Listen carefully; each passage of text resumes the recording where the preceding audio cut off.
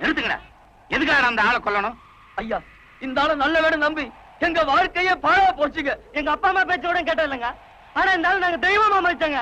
அவரால் உங்க அப்பா அம்மா பேச்ச கேட்க வேணாம்னு சொன்னாரு. அவரால் உங்களை ரசிகர் மன்ற வைக்க சொன்னாரு. நீங்க கொழுப்படுத்து போய் ஒவ்வொரு படம் ரிலீஸ் ஆகும் போதும் தோரணம் கட்டி ஆளு வேற கட் அவுட் வச்சு கற்பூரம் கட்டி தேங்காய் உடைச்சிட்டு இப்ப அவர் குத்தஞ்சனா எப்படிடா? உங்க பிறந்த நாள் எப்பன்னு உங்களுக்கு தெரியுமாடா?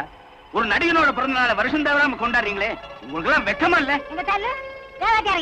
ஒரு பொண்ணை கையை பிடிச்சிட்டு இருக்கான பாவி, அதை கண்டிக்காம பாவம் சின்ன பசங்க அதுகளை போய் கண்டிக்கிறீங்களா? அது இருக்கட்டுமா, பொம்பளைங்க முதல்ல நீங்க ஒழுங்கா இருக்கீங்களா? புருஷன் முக்கியம் இல்ல, புள்ள குட்டி முக்கியம் இல்லைன்னு சொல்லிட்டு வீட்டுல எது இருக்கோ இல்லையோ ஏன்னா ஒரு சினிமா பார்த்தா போதும்னு நினைக்கிறீங்களே, அப்புறம் வீடு எப்படிமா உருப்பிடும்? அதுக்காக சினிமாவே பார்க்க கூடாதுங்கிறீங்களா? சினிமாவை பாருங்கம்மா, சினிமா தான் வாழ்க்கைன்னு நினைச்சு பைத்தியமா அலையாதீங்க. நல்லா உரைக்கிற மாதிரி இருக்காளுங்க வாத்தியாரையா. அப்பதான் இந்த பொம்பளை புத்தி வரும். ஆம்பளைங்க நீங்க மட்டும் என்ன யோகியம் ஐயா? சுதந்திர தினத்துக்கு கொடியேற்றுறது கூட முக்கியம் இல்லைன்னுட்டு இந்த ஆளை வரவேற்கத்தானே எல்லாரும் ஓடினீங்க.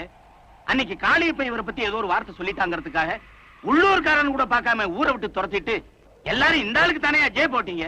உங்க மாதிரி சம்பந்தம் இல்லாதவனுக்கெல்லாம் ஜெய போடுற கூட்டம் ஊருக்கு ஊரு இருக்கிறதுனாலதான் இந்த மாதிரி ஆளுங்கெல்லாம் நடிக்கிறத விட்டுட்டு கட்சி ஆரம்பிக்கலாமா, நாட்டை பிடிக்கலாமா, மந்திரி ஆகலாமான்னு நினைக்க ஆரம்பிச்சுட்டாங்க.